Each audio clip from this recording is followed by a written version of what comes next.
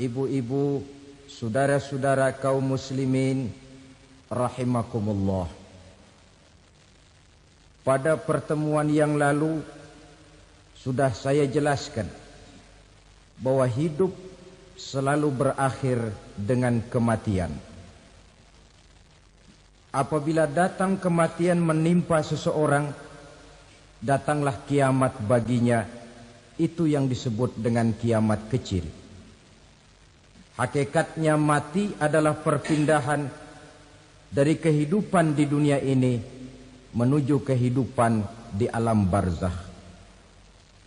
Menunggu kita di alam barzakh sampai datangnya saat kiamat. Entah 10 tahun, entah 100 tahun, entah 1000 tahun, hanya Allah saja yang maha tahu.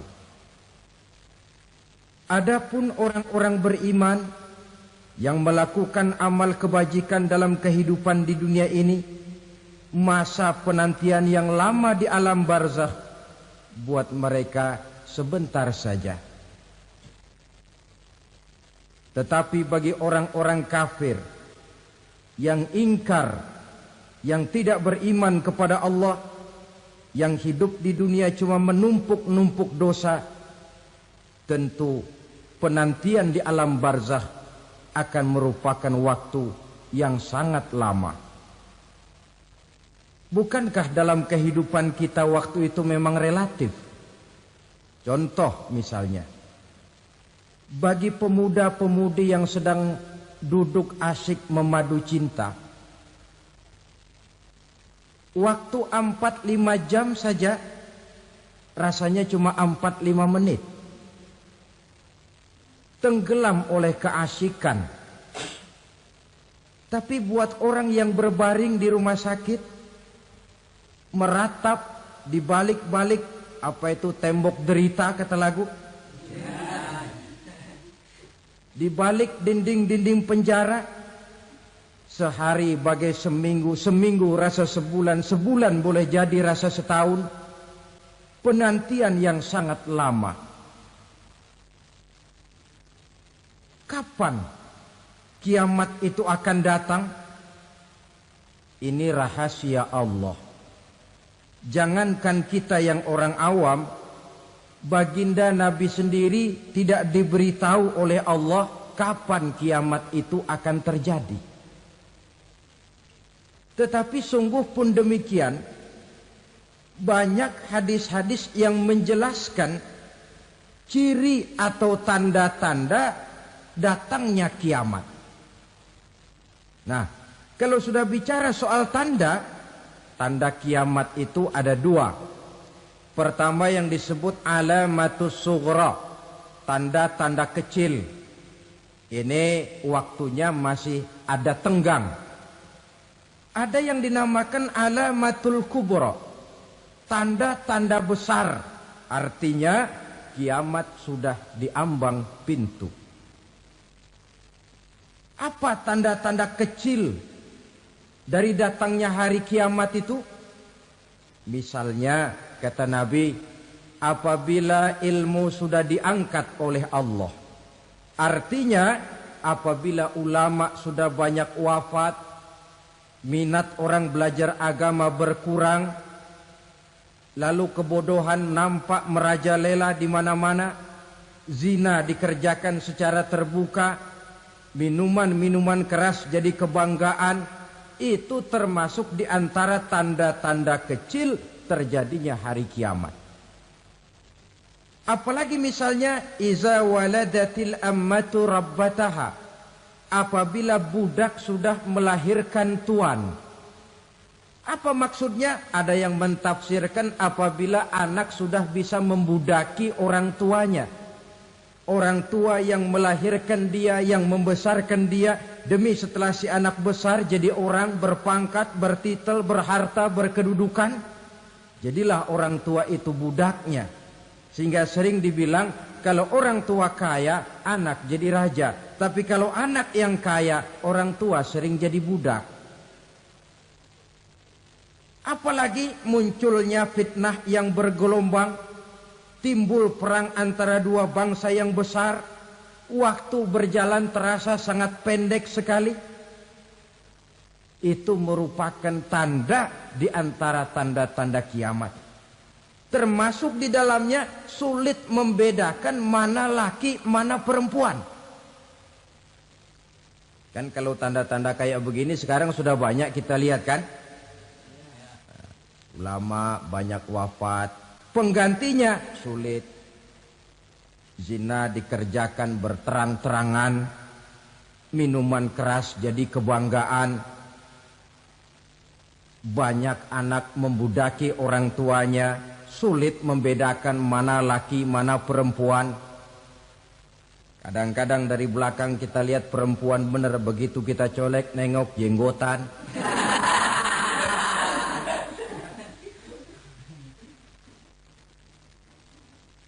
Ini termasuk tanda-tanda kecil. Masih ada tenggang sampai akan terjadinya kiamat itu. Nah, yang dimaksud dengan tanda-tanda besar, ini tanda besar artinya kiamat sudah di ambang pintu. Pertama, matahari terbit dari sebelah barat. Apabila matahari sudah terbit dari arah sebelah barat, tertutuplah sudah pintu taubat. Bersabda Nabi kita, la taqumus sa'atu hatta tatlu'a syamsu min maghribiha. Tidak akan datang hari kiamat sampai matahari terbit dari arah sebelah barat. Wa iza tala'at, manakala matahari telah terbit dari arah sebelah barat, wa ra'ahan nasu, manusia banyak menyaksikan itu, amanu ajma'un, mereka pun lalu beriman.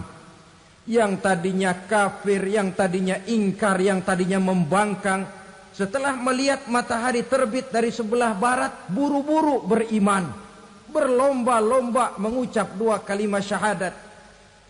Tapi apa yang terjadi? Kata Nabi, wadzalika hina la yanfa'u nafsan imanuha lam takun amanat min qabl. Hari itu adalah hari yang iman sudah tidak berguna lagi bagi seseorang apabila sebelumnya memang dia tidak pernah beriman.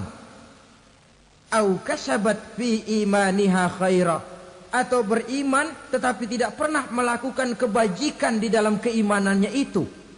Hari yang sudah kasib, hari yang sudah terlambat, beriman tidak akan ada gunanya lagi. Ini pelajaran buat kita. Sebelum sang surya terbit dari sebelah barat, sebelum nafas sampai di tenggorokan, artinya pintu taubat masih terbuka.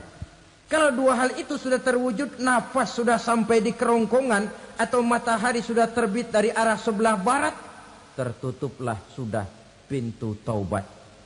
Tak ada lagi gunanya pangkat, jabatan, harta, bahkan beriman pun dalam suasana macam itu. Too late, kata orang Kulon. Sudah terlambat. Matahari terbit dari arah sebelah barat. Itu tanda besar, artinya kiamat sudah di ambang pintu. Lalu apalagi tanda besar? Munculnya Dajjal. Dajjal artinya pendusta-pendusta yang menyesatkan manusia. Ada dua macam Dajjal, saudara. Ada Dajjal kecil. Ini Dajjal kelas teri. Kalau ini sejak zaman Rasulullah sudah ada itu. Tiap zaman ada. Di zaman Rasulullah misalnya ada yang bernama Aswad al-Unsi dari Yaman. Ada yang namanya Musailamah al-Kazzab dari Yamamah. Ada yang namanya Ibnu Sayyad dari Madinah. Ini Dajjal-Dajjal di zaman Rasul. Musailamatul Kazzab memproklamirkan diri jadi nabi dia. Di zaman Rasul masih hidup. Ini Dajjal zaman Nabi. Di zaman sahabat muncul Dajjal-Dajjal. Di zaman kita sekarang ini Dajjal-Dajjal pun gentayangan. Dajjal kelas teri. Kerjanya mendustakan manusia, menyesatkan manusia, memalingkan manusia dari jalan yang benar dan diridhoi oleh Allah Subhanahu wa taala. Adapun yang merupakan tanda besar dari datangnya kiamat, Dajjal kelas kakap. Pembohong-pembohong besar yang menyesatkan masyarakat manusia berpaling dari jalan Allah mengikuti jalan mereka. Apa sih ciri Dajjal itu? Kata Nabi dalam hadis Bukhari Muslim, "Inna Dajjala", sesungguhnya yang namanya Dajjal itu yakhruju, satu saat akan muncul mendekati hari kiamat. Wa inna ma'ahu ma'an, si Dajjal ini membawa air. Wa naran, dan juga membawa api. Dua simbol. Di tangan yang satu dia bawa air, di tangan yang satu dia bawa api. Wa ammal ladzi yarahu an-nasu ma'an fanarun. Adapun yang orang banyak lihat air, hakikatnya adalah api. Yang dilihat api, hakikatnya adalah air. Oleh sebab itu, kalau api yang ditawarkan, ambillah air. Kalau air yang ditawarkan, pilihlah api. Maksudnya apa ini? Ini bahasa simbol, saudara-saudara.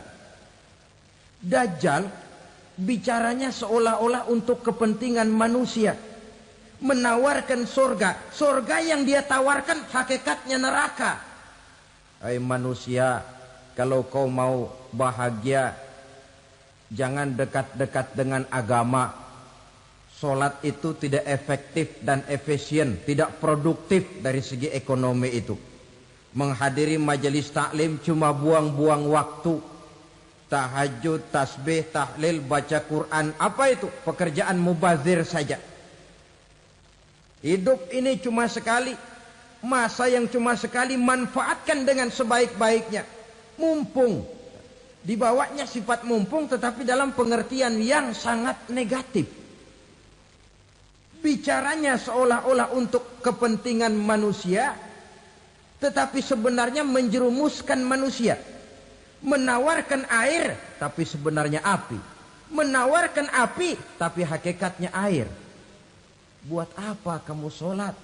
Buat apa kamu bayar zakat? Buat apa kamu puasa? Surga yang dicanangkan Dajjal, hakikatnya neraka. Neraka yang digambarkan Dajjal, pada dasarnya adalah surga. Jadi memutarbalikkan fakta itu kerjaan Dajjal. Yang hak jadi batil, yang batil dibilang hak, yang benar jadi salah, yang salah malah jadi benar. Tuntunan disuruh jadi tontonan, tontonan malah menjadi tuntunan. Itu pekerjaan Dajjal profesinya. Zamannya Nabi Adam, Dajjalnya kan iblis. Betul? Betul. Apa sih gang rayuan iblis itu? Allah setelah menciptakan Nabi Adam kan bilang, Adam, kau dan istrimu Hawa tinggal di surga ini. Seluruh fasilitas yang ada di surga persilahkan kau nikmati. Satu yang tidak boleh, jangan coba-coba dekati pohon khuldi. Dekat saja jangan, apalagi sampai memetiknya. Datang Dajjal yang namanya iblis ini. Adam, kamu tahu nggak kenapa tidak boleh makan buah khuldi? Ya nggak tahu, pokoknya saya dilarang. Bodoh kamu Dam. Khuldun artinya kekal. Kalau kamu makan itu buah, kau akan kekal di surga buat selamanya. Allah tidak kepengen, maka dilarang kamu makan buah khuldi. Kalau kau ingin kekal di surga Adam, makan saja. Saya bicara begini ini untuk kepentingan kamu Adam. Ini kan ciri-ciri Dajjal. Bicaranya sih seolah-olah untuk kepentingan Nabi Adam, hakikat sebenarnya menjerumuskan Nabi Adam supaya ingkar dan melanggar larangan dari Allah Subhanahu wa ta'ala. Jadi setelah muncul Dajjal, timbul kekacauan-kekacauan di masyarakat. Banyak yang terpengaruh, terpedaya dan terpesona. termasuk mereka yang memproklamirkan diri jadi nabi, mereka yang memproklamirkan diri jadi rasul di zaman sesudah Rasulullah wafat, itu adalah dajjal-dajjal. Maka saya ingatkan, kalau di zaman kita sekarang ini ada orang ngaku jadi nabi, ada orang ngaku jadi rasul, biar bahasa Arabnya kental, Quran hafal, hadis ribuan hadis hafal, biar pakai serban sampai menyengser ke tanah, bahasa Arabnya fasih, tapi dia mengaku jadi nabi, jadi rasul, kita umat Islam wajib tidak percaya. Wajib untuk tidak percaya. Itulah dajjal-dajjal zaman kita sekarang ini. Tidak mustahil mereka datang mempengaruhi orang awam supaya berpaling dari Rasulullah, mengikuti mereka. Nah, di akhir zaman nanti, mendekati hari kiamat, dajjal ini muncul. Dajjal kelas kakap, menyesatkan masyarakat manusia untuk berpaling dari Islam, mengikuti seruan mereka. Apalagi di antara datangnya kiamat itu, tanda yang besar itu, turunnya Nabiullah Isa Al-Masih, putra Maryam.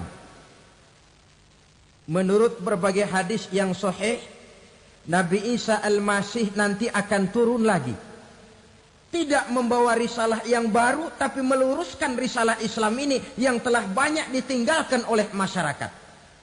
Bahkan ada hadis menjelaskan beliau akan membunuh Nabi, mematahkan kayu-kayu salib, lalu melaksanakan haji dan umrah mengikuti syariat Nabi Muhammad, bukan membawa agama baru. Menjadi semacam mujaddid, reformer, menyelamatkan manusia dari bisikan dajjal. Bahkan ada riwayat yang menjelaskan bahwa Nabi Isa berhasil mengalahkan dajjal, mengembalikan masyarakat manusia kembali kepada ajaran Islam yang datang dari Allah, dibawa oleh Rasulullah sallallahu alaihi wasallam. Dengan kata lain, turunnya Nabi Isa bukan sebagai nabi dan rasul baru, tetapi mengikuti syariat Nabi kita Muhammad sallallahu alaihi wasallam.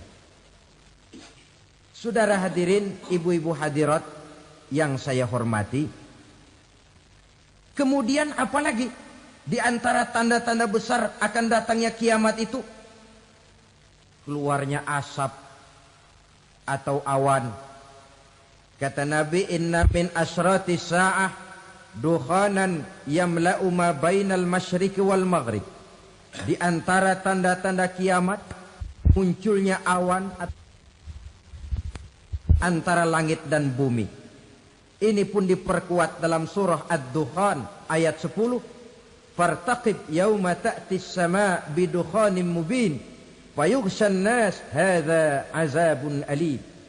Bagi orang-orang yang beriman, mereka biasa-biasa saja. Tapi bagi orang kufur, datangnya asap dan awan ini merupakan azab yang kelewat pedih.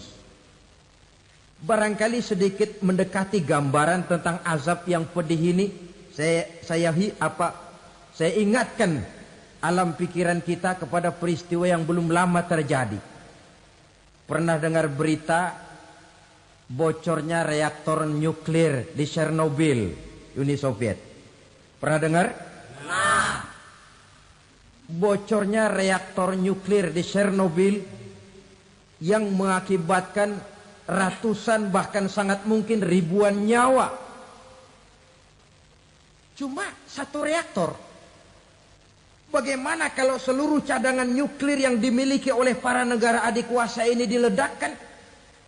Bahkan yang konon menurut catatan, cadangan nuklir yang dimiliki bersama oleh Amerika dan Rusia sekarang ini sudah sanggup memusnahkan 6 miliar manusia. 1,5 kali lebih banyak dari jumlah manusia yang nongkrong di permukaan bumi ini. Saudara-saudara hadirin yang saya hormati, lalu saat mendekati hari kiamat, apalagi tandanya? Setelah Nabi Isa wafat, Pada saat turunnya yang kedua kali, lalu Allah meniupkan angin sejuk. Semua orang-orang beriman, orang-orang baik wafat. Sehingga penghuni bumi ini cuma tinggal lagi terdiri dari orang-orang kafir. Tidak ada lagi di bumi ini yang bisa mengucapkan Allah. Sehingga dalam hadis qudsi itu ada keterangan, Innallaha azza wa jalla yaqulu li Israfil. Allah pernah pesan kepada malaikat Israfil. Kata Allah, Israfil, Iza sami'ta qailan yaqul Allah, Allah, fa akhirin nafah 40 sanatan ikraman liqailiha. Hai Israfil, apabila kau dengar di permukaan bumi masih banyak orang yang mengucapkan Allah, Allah, maka tunda sangkakala kiamat itu 40 tahun. Untuk apa? Ikraman liqailiha, menghormati orang yang mengucapkan Allah, Allah itu. Wah, jadi karena sekarang masih banyak yang mengucapkan Allah, besar hatilah kita, masih jauh kiamat itu. Tapi jangan lupa, kiamat pribadi, kiamat kecil itu yang gak kita sangka-sangka. Ajal datang mencabut nyawa, itu kiamat pribadi. Dan itu yang pasti kita hadapi. Dan itu yang membuat kita tidak boleh bersikap main-main di dalam kehidupan sekarang ini. Saudara hadirin yang saya hormati, tidak ada lagi orang-orang muslim. Seluruh penduduk dunia ini kafir. Lalu terciptalah struktur sosial yang berlandaskan prinsip hidup semau gue. Bakal terjadilah prinsip di mana yang kaya menyantap yang miskin, yang kuat menindas yang lemah. Hidup sudah bagaikan di rimba belantara. Berlaku hukum rimba. Siapa yang kuat dia yang menang. Siapa yang lemah menjadi mangsa. Timbul kekacauan. Maksiat merajalela. Munkarat menjadi-jadi. Sehingga isi bumi ini penuh dengan segala macam perbuatan dosa. Tidak ada perlunya lagi alam diperpanjang temponya. Datang saat yang sudah dijanjikan oleh Allah Azza wa Jalla, maka terjadilah yang disebut kiamat kubra, kiamat besar, kiamat ancur-ancuran. Bagaimana kejadian ini dimulai? Dalam surah Az-Zumar ayat 68, Allah Subhanahu wa taala berfirman, "Wa nufikha fis-suri fasa'iqa man fis samawati wa man fil ardi illa man sya'allahu." Maka manakala ditiuplah sangkakala, terkejutlah seluruh yang ada di langit dan seluruh yang ada di bumi. Bila saat kiamat datang, Allah perintah malaikat Israfil, Israfil, tiup sangkakalamu. Ditiuplah sangkakala oleh malaikat Israfil. Yang akibat daripada tiupan itu, seluruh yang ada di langit, seluruh yang ada di permukaan bumi terkejut. Yang ada di langit siapa? Malaikat kan. Bayangin aja kalau malaikat kaget, apalagi kita. Terkejut seluruh makhluk yang ada di bumi, yang ada di langit mendengar suara sangkakala itu. Bunyinya tidak sanggup kita bayangkan dahsyatnya. Ledakan nuklir, ledakan neutron, belum apa-apa ketimbang bunyi sangkakala malaikat Israfil ini. Nah, lalu mendengar bunyi sangkakala ini, gemparlah makhluk, kacaulah alam. Bumi gempa, planet-planet bertabrakan, gunung meletus, air laut tumpah ke darat, angin topan bertiup, halilintar menyambar. Lalu semua yang bernama hidup mati total. Mati bareng tanpa persiapan. La haula wa la quwata illa billah. Saya kadang-kadang dalam tafakur bermohon, ya Allah, mudah-mudahan saya enggak nemuin kiamat beneran. Ngeri. Tidak bisa kita bayangkan macam apa suasana seperti itu. Allah saja banyak memberikan gambaran, misalnya Al-Qari'ah, wa mal qari'ah, wa ma adraka mal qari'ah. Kejadian yang menggemparkan. Tahukah kamu apa kejadian yang menggemparkan itu? Yauma yakunun nasu kal farasil mabsus wa takunul jibalu kal ihnil manfus. Pada saat itu manusia berterbangan bagai kupu-kupu.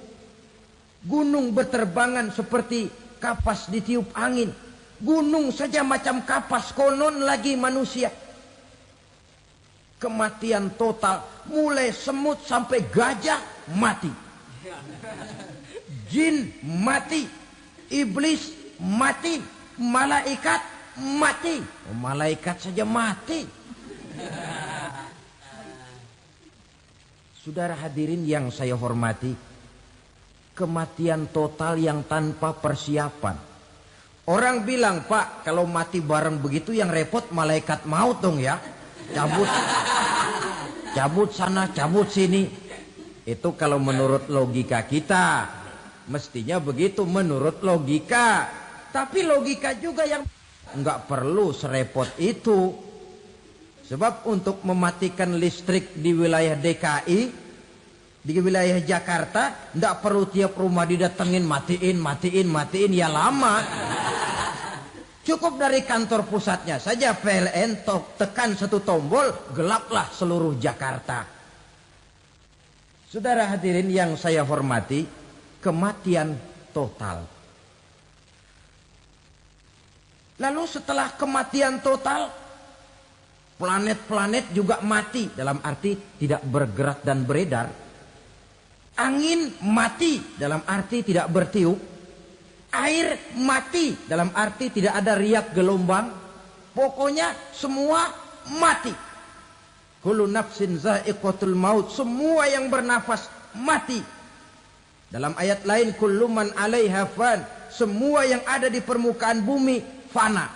Yang kekal cuma Allah Subhanahu wa ta'ala. Yang paling belakang mati, malaikat maut dan malaikat Israfil. Tapi mati juga sesuai dengan janji Allah. 40 lamanya. Tidak dijelaskan oleh Abi Hurairah 40 jam, apa 40 hari, apa 40 tahun. Hadis cuma menyebutkan 40 saja. Sunyi alam. Yang tinggal cuma Allah saja lagi. Ketika itu Allah berseru-seru, katanya, limanil mulkul yauma. Siapa para penguasa hari ini? Mana itu raja-raja dan penguasa yang dulu mengaku jadi Tuhan? Fir'aun. Mana Fir'aun sekarang? Yang dulu jadi raja, merasa berhasil, sombong, lalu tidak mau turun-turun dari kekuasaannya, sampai kepada puncak kekurang ajarannya mengangkat diri jadi Tuhan. Mana itu Fir'aun? Namrus. Mana sekarang Namrus? La ilaha illa ana. Ternyata tidak ada Tuhan lain selain daripada aku, kata Allah.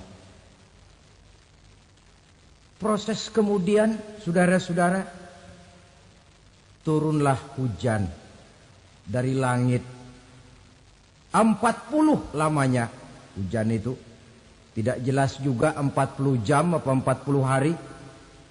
Setelah air turun membasahi, datanglah tiupan sangkakala yang kedua. Semua yang bernama mati bangkit dari kuburnya masing-masing. Ini yang disebut Yaumul Ba'thi, hari kebangkitan. Allahu Akbar. pada saat kita bangkit dari kubur kita masing-masing, kumpul di padang mahsyar namanya. Bayangin aja, saya sendiri nggak sanggup bayangin. Manusia sejak zaman Adam sampai zaman kiamat kumpul bareng di tempat sama. Berapa banyaknya itu?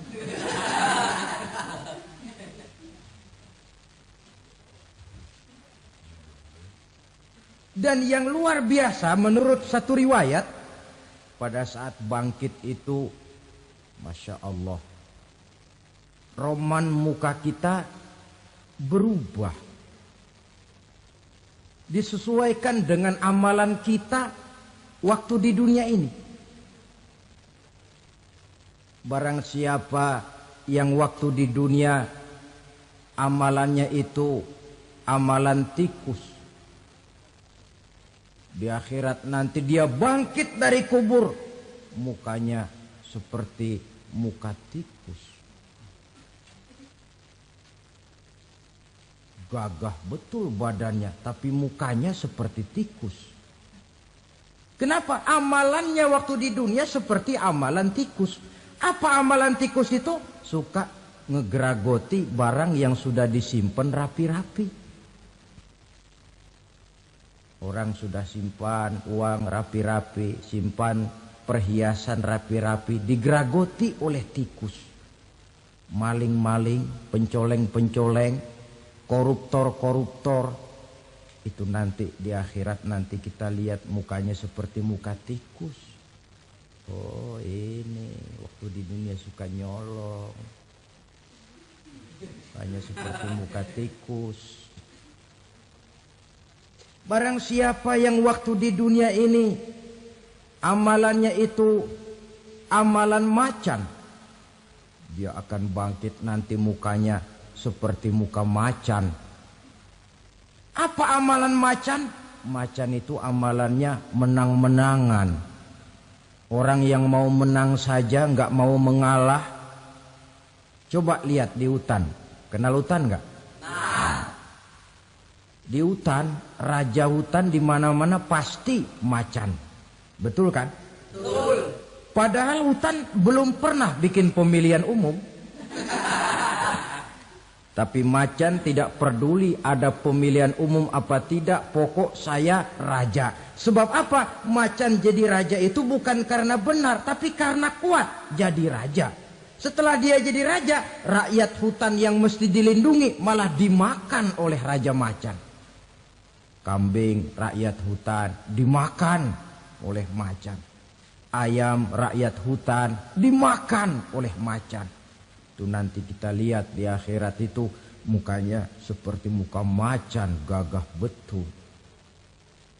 Lalu barang siapa yang di dunia ini amalannya itu seperti amalan anjing, nanti dia punya muka seperti muka anjing. Apa amalan anjing? Pertama, anjing itu kalau disuruh jaga rumah, dia tidak bisa membedakan mana maling, mana tamu. Biar yang datang maling, kalau bawa tulang, anjing kalem. Yang kedua, anjing itu akan setia kepada siapa saja yang memberinya roti. Siapa yang memberinya roti, itulah majikannya. Apa kata majikannya, pasti dia laksanakan. Soal benar atau salah dia tidak peduli. Setelah anjing dapat roti, dia tidak punya pilihan lain kecuali bilang, abdi mah kumaha juragan wae ayeuna mah.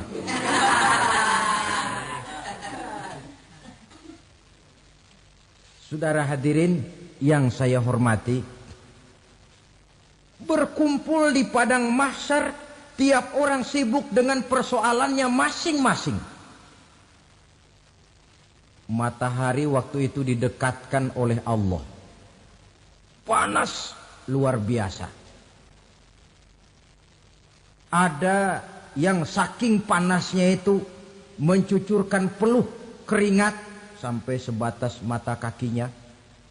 Ada yang keringatnya sampai sedengkulnya. Ada yang keringatnya sampai sepusatnya. Ada yang keringatnya mengalir sampai sebahunya. Ada yang kelelap oleh keringatnya sendiri. Sementara orang di sampingnya enggak apa-apa. bergantung lagi amalan dia waktu di dunia ini. Saudara-saudara, sebagian orang dalam kepanikan padang mahsyar berombong-rombong datang mereka menghadap Nabi Adam. Ya Adam, anta abal bashar. Hai Adam, Tuhan adalah bapak moyang manusia. Kami sebentar lagi akan disidang, dimintakan pertanggungan jawab. Tolonglah kami, hai Adam. Kata Nabi Adam, jangankan nolongin sampean, saya sendiri tanggung jawab di hadapan Allah ketika dulu tidak boleh makan khuldi, saya serobot. Sudahlah, urus diri masing-masing saja, nafsi. Begitu kata Nabi Nuh, begitu kata Nabi Ibrahim. Tiap orang bertanggung jawab sendiri-sendiri. Ketika itulah saudara-saudara, nikmatnya menjadi umat Nabi besar Muhammad sallallahu alaihi wasallam. Sebab apa? Walaupun menurut abjad kita ini umat paling belakang, paling belakang kita ini toh, karena Nabi Muhammad adalah Nabi akhir, tapi akan dihisap lebih dulu, lewat di atas sirat lebih dulu, masuk surga lebih dahulu ketimbang umat-umat belakangan. Ketika Rasul mendekati ajal, beliau tanyakan itu kepada malaikat Jibril. Malaikat Jibril berkata, Muhammad jangan khawatir, Allah sudah berjanji, inni haramtul jannata ala sairil anbiya hatta tadkhulaha anta wa haramtuha ala sairil umami hatta tadkhulaha ummatuka. Surga aku haramkan buat seluruh nabi kecuali kalau engkau Muhammad sudah masuk ke dalamnya, dan surga aku haramkan buat seluruh umat kecuali kalau umatmu Muhammad sudah masuk ke dalamnya. Logikanya, walaupun menurut abjad kita umat paling belakang, bakal dihisab paling dulu, lewat di atas sirat paling dulu, masuk surga paling dulu, kalau mampir ke neraka juga paling dulu. Ya resiko. Jangan mau enaknya aja paling dulu. Saudara hadirin yang saya hormati, setelah masa kebangkitan itu jangan dikira begitu bangkit langsung diperiksa. Masih menunggu menanti ribuan tahun perhitungan padang mahsyar untuk sampai kepada proses yang disebut yaumul hisab, hari perhitungan. Seorang demi seorang bakal dipanggil. Bayangkan saja, kita se-RT saja di absen, kadang-kadang perlu waktu lama. Ini manusia sejak zaman Nabi Adam sampai datang hari kiamat, satu demi satu disidang di hadapan Qadhi Rabbul Jalil. Status sosial copot sudah waktu itu. Yang pernah jadi hartawan di situ tidak lagi kelihatan kehartawanannya. Yang pernah jadi jenderal tidak lagi dipanggil jenderalnya. Yang ustadz tidak lagi dipanggil al-mukarramnya. Seluruh status sosial selesai. Dipanggillah kita seorang demi seorang menghadap Qadhi Rabbul Jalil. Bagaimana proses penghisaban itu? Pertama, proses tanya jawab. Di antaranya ada hadis menyatakan, lan tazula qadama 'abdin yaumal qiyamah hatta yus'ala an arba'i khisalin. Besok di hari kiamat tidak akan bergeser telapak kaki seorang hamba sampai dia ditanya lebih dulu tentang 4 persoalan. Tentang ilmunya. Kemana ilmu itu diamalkan? Tentang umurnya. Di mana umur itu dihabiskan? Tentang masa mudanya. Kemana masa muda itu dipakai? Tentang hartanya. Dari mana harta itu didapat dan kemana harta itu dibelanjakan. Ini termasuk proses tanya jawab. Jadi kalau istilah pengadilan dunia, nama Fulan bin Fulan. Kamu waktu di dunia diberikan umur panjang untuk apa? Pernah mengalami masa muda, kemana kau habiskan masa remajamu? Kau diamanahkan ilmu, dengan apa ilmumu kau amalkan? Kau diberikan harta, dari mana harta kau dapat, kemana kau belanjakan? Tak seorang pun yang bisa mungkir Sebab apa? Dikala itu yang menjadi saksi bukan orang. Yang menjadi saksi adalah seluruh anggota badan kita. Tangan bicara, kaki jadi saksi terhadap seluruh amalan yang pernah kita kerjakan pada saat kehidupan di alam dunia ini. Selesai proses tanya jawab, lalu diperlihatkan buku catatan kita waktu hidup di dunia ini. Jangan lupa Allah itu menyiapkan 2 superkomputer kepada kita. Sebelah ditempelin sebelah kanan, yang sebelah tempelin di sebelah kiri. Komputer itu namanya Raqib dan Atid. 2 malaikat yang apabila baik kita lakukan, refleks saja akan menulis kebajikan kita. Jahat kita kerjakan akan tertulis. Catatan itu nanti diperlihatkan kepada kita. Waduh, alangkah malunya pada saat diperlihatkan catatan kita, buku rapot kita merah melulu. Barangkali diperiksa sambil diomelin, brengsek lo. Buku merah melulu begini bagaimana waktu hidup di dunia? Tidak cukup diperlihatkan buku catatan kehidupan, rekaman kehidupan. Rekaman kehidupan kita secara utuh sejak terlahir sampai ajal datang merenggut nyawa. Barangkali mirip dengan video sekarang ini, di mana terekam dengan baik seluruh kegiatan kita sejak yang sekecil-kecilnya sampai kepada yang sebesar-besarnya. Untuk kemudian kita pun menerima balasan. In khairan fa khairun wa in syarran fa syarrun. Kalau baik ya baik balasannya, kalau jahat ya jahat juga balasannya. Catatan-catatan kita diberikan. Kalau banyak kebajikannya diberikan di tangan kanan dengan cara yang halus. Kalau banyak kejahatannya diberikan dari sebelah kiri atau dilempar dari belakang. Itulah sebabnya sejak di dunia ini kita sudah mohon kepada Allah.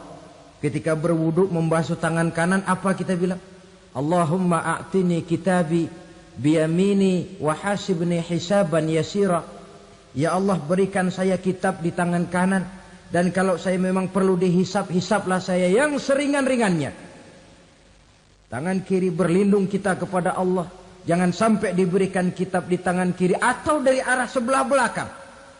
Wa a'udzubika an tu'tiya kitabi bishimali aw min wara'i zuhri, dari arah sebelah belakang. Na'udzubillah min dzalik.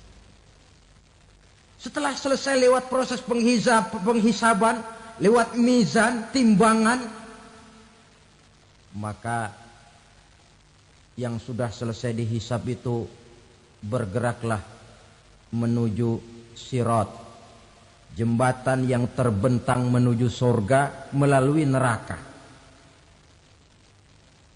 Saudara-saudara, panjangnya perjalanan sirat itu memakan waktu ratusan tahun.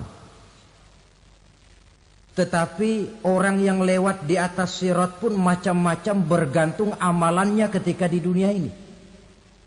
Ada yang lewat di atas sirat itu kal barkil khatib, seperti kilat yang menyambar, lep, sudah sampai dia di surga. Cepat bukan main. Ada yang lewat di atas sirat itu seperti orang lari-lari. Ada yang lewat di atas sirat itu seperti orang jalan biasa. Ada yang sambil merangkak, ada yang sambil ngesor, ada yang sambil gelayutan, ada yang selamat sampai ke ujung ke surga, ada yang tergelincir jatuh masuk ke dalam neraka, bergantung amalannya dalam kehidupan di dunia sekarang ini. Tiap kita akan melewati yang namanya sirat ini. Saudara-saudara kaum muslimin yang saya hormati, dengan demikian mereka yang selamat melalui sirat sampai ke terminal akhir surga, Mereka yang ketika dihisab ternyata banyak kejahatannya daripada kebaikannya, mereka singgah di dalam neraka. Nah, adapun orang-orang yang beriman, menurut ayat Quran dan hadis Nabi, itu nanti ada bermacam-macam. Ada orang beriman itu yang dimasukkan surga. Ada orang beriman itu yang dimasukkan ke dalam surga. Ada orang beriman itu yang disebut penduduk surga. Kenapa lain-lain, Pak? Karena waktu di dunia amalannya juga lain-lain. Ada orang beriman yang masuk surga. Ini paling murah tiketnya. Mau masuk surga? Kata Nabi begini, ma min abdin qala la ilaha illallah thumma mata ala dhalik illa dakhalal jannah. Kalau seorang hamba sudah mengucap dua kalimat syahadat, dia yakin dengan kebenaran kalimat itu sampai matinya, orang itu akan masuk surga. Abi Dzar yang waktu itu diajak bicara heran, ya Rasul kok gampang betul? Iya. Walaupun orang itu mencuri, iya. Walaupun orang itu berzina, iya. Biar dia mencuri, biar dia berzina, kalau dia sudah mengucap dua kalimat syahadat, dia yakin dengan kebenaran kalimat itu sampai matinya, itu orang akan masuk surga. Jadi masuk surga cukup dua kalimat syahadat, yakin sampai mati, masuk surga. Itu perkara masuk. Tapi kalau pertanyaannya diterusin, masuknya kapan, Pak?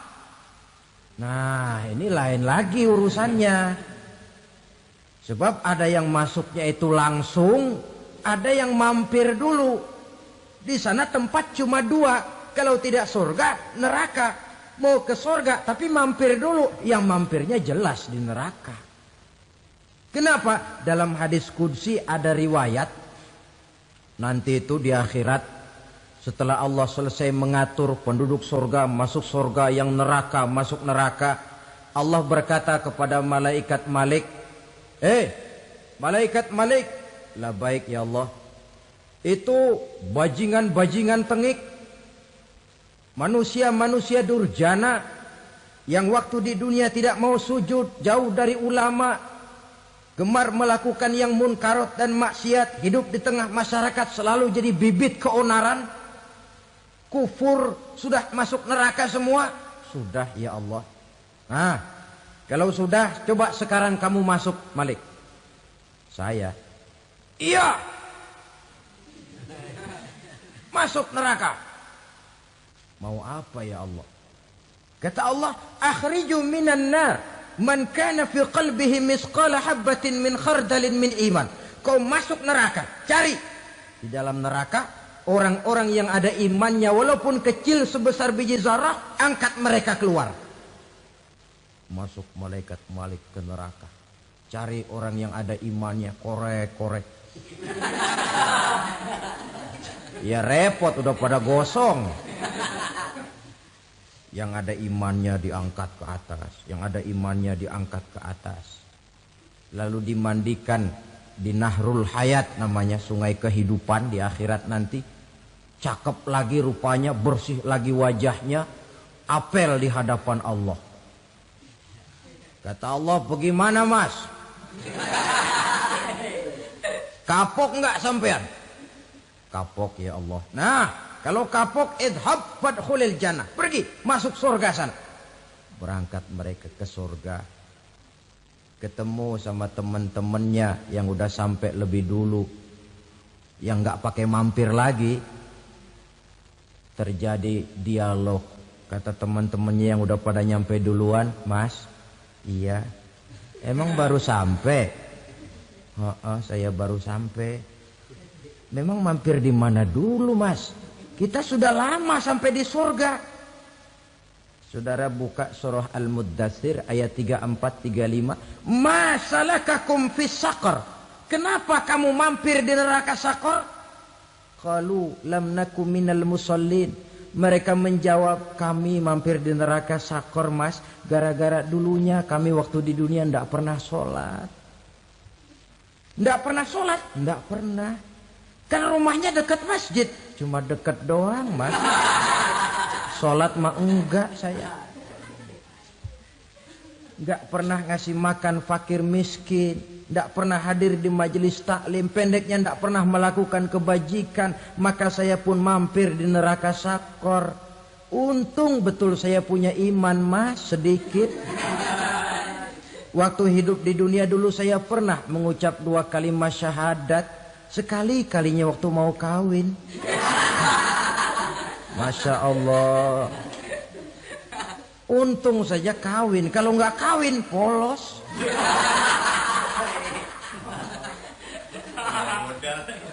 Itu juga pengulu sudah setengah mati ngajarin.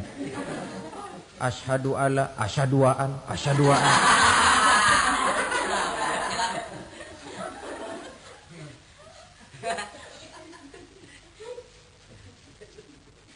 Ini namanya masuk surga, ada mampir dulu. Ada pula orang mukmin itu yang dimasukkan surga. Namanya dimasukkan kan terima beres. Saya masuk ke rumah, jalan sendiri, cari tempat sendiri. Saya dimasukkan ke dalam rumah, terima beres. Pokok ada di dalam, itu dimasukkan namanya. Nggak pakai mampir. Tapi tentu tiketnya lebih mahal ketimbang yang pertama tadi.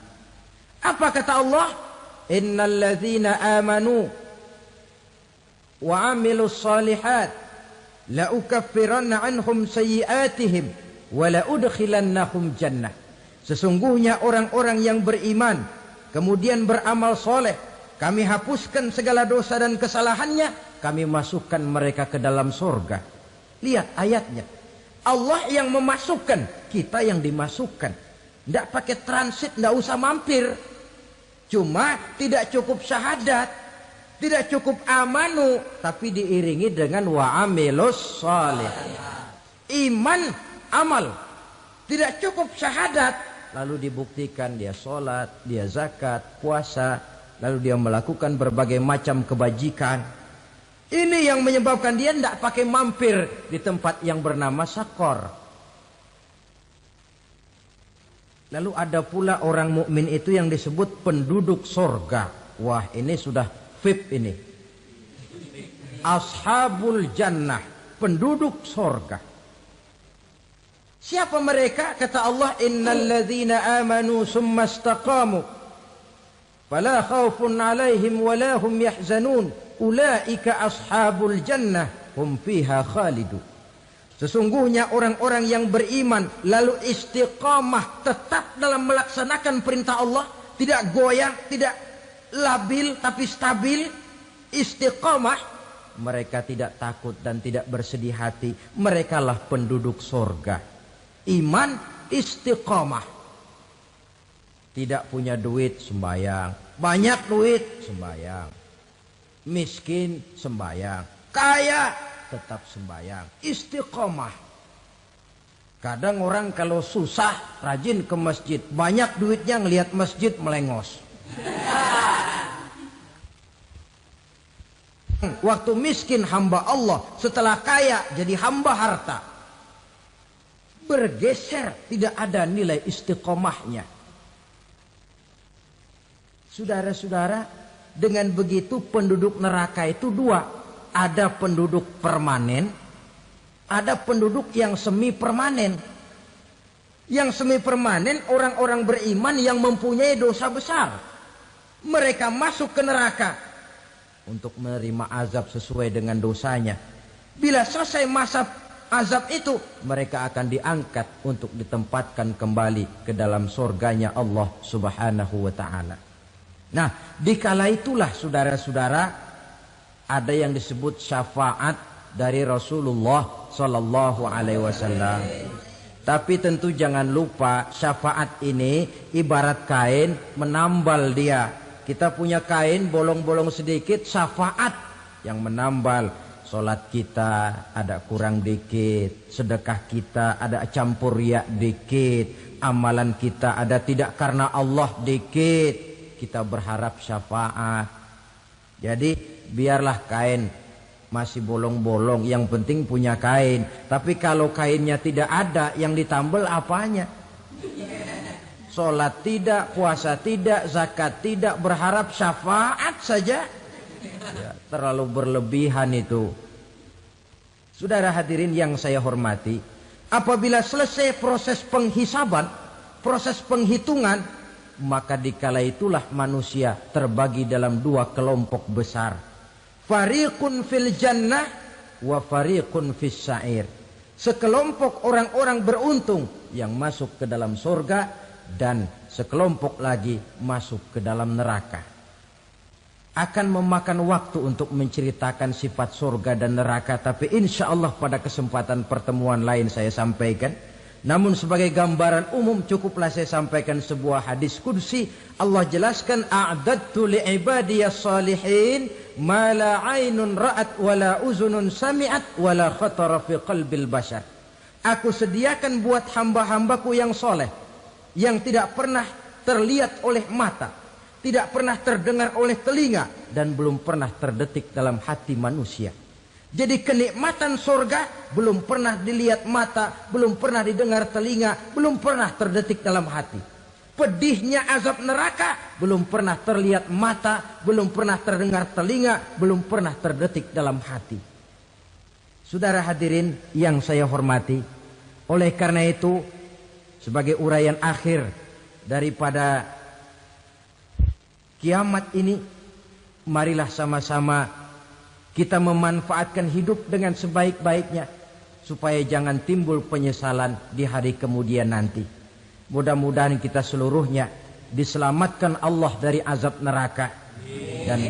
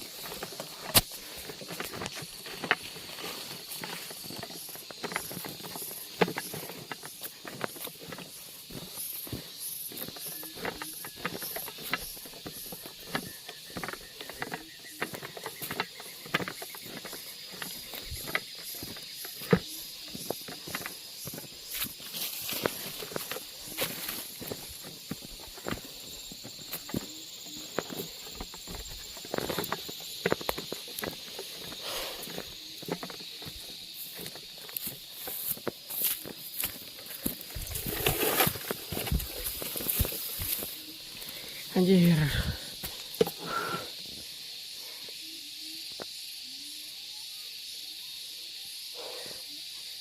gila nih nanjak sini.